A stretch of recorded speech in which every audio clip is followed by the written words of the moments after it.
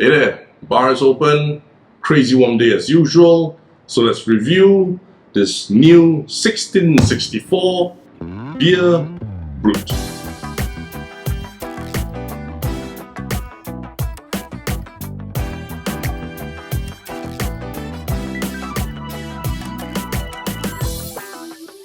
Hey, SG Alcohol Guy here, giving you honest reviews on the alcohols that I am tasting. And as mentioned, today I'll be reviewing this 1664 Beer Brut.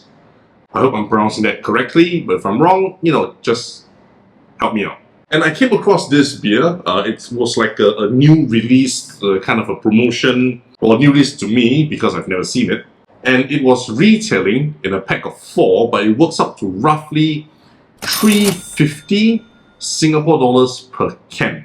For that you will get a 320 ml can, so a very typical 1664 can size with 4.5% alcohol content.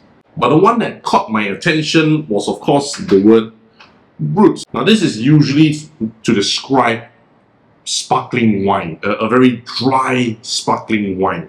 So to see this in a beer or on a beer can, I'm quite intrigued. I think it could be very bubbly. I guess I'm just worried that it might be too dry. But then again, Asahi does make very good dry beers, so maybe this could be the European answer to the Asahi. And as mentioned, I've never seen this before. This is very brand new to me, so that's why I'm doing this review as soon as I can. In case you are thinking of also purchasing this to have a try. So I'm going to treat this like all my regular beers, whereby I will pour it a bit more haphazardly. Now the main idea is I really prefer bubbles in the glass as opposed to in my stomach. Now this actually allows me to feel better. I don't feel so bloated, which in turn allows me to drink more. So I love to pour it this way. Secondly, I do like to see how long it takes for the foam to settle. Usually the faster it disappears, the taste just isn't going to linger. This case, while it is very foamy, it's not as sparkling as I expected. In fact, I hardly see any effervescence at all. So maybe the Brut in this case is for the dry tastes. We'll find out. Scent-wise,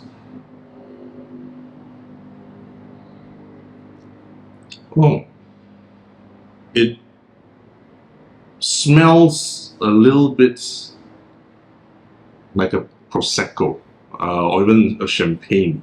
It has a hint of that smell. In fact, it has that metallic dryness when you take a breath of it. It dries up the inside. So I guess not for the sparkling bubbles, but more for the extra dry flavor. That's how to name this thing Brut. But we won't know until after the taste test.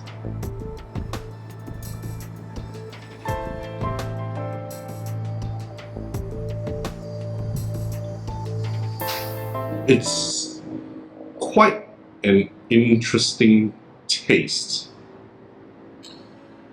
There's a very faint hint of beer.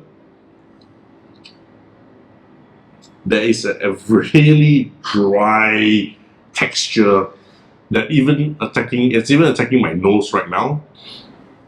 I'm just drying it up, which does remind you of dry, those sparkling wines, cheap sparkling wines. But it doesn't gel together well. It doesn't blend well together, the beer and the sparkling wine. Cheap sparkling wine. It ends up being very light on both counts. A very light beer and a very light, cheap sparkling wine. And there's nothing at the back of the throat. No taste, no flavor, no texture coming down. It's just in your mouth and lingers in the back of your nose as well. Interesting. It's very interesting flavor, but it's not an enjoyable taste or texture. So I probably wouldn't recommend this. Not even a warm day and it's an icy cold beer. I think this is I don't think this is worth the money at all. But I do have 3 cans left in my fridge, so I'm going to need help with that. Hey there, thanks for watching up to this point. I just want to state that all these reviews are based on my personal taste preferences and opinions. They're not to be used as an industry standard. I do, however, want to find out what you think about this 1664 Beer Brut. Have you tried it? What you think of the texture, the blend, the flavor? Drop me some comments. Let's compare some notes. If you're still here, do help me click on the like button, the subscribe button, and the notification bell, because I do try to upload at least 1 new video every week. Plus, if you know of anyone interested in watching such reviews, do help me send them the link to the video as well. And as always, my friends, happy drinking.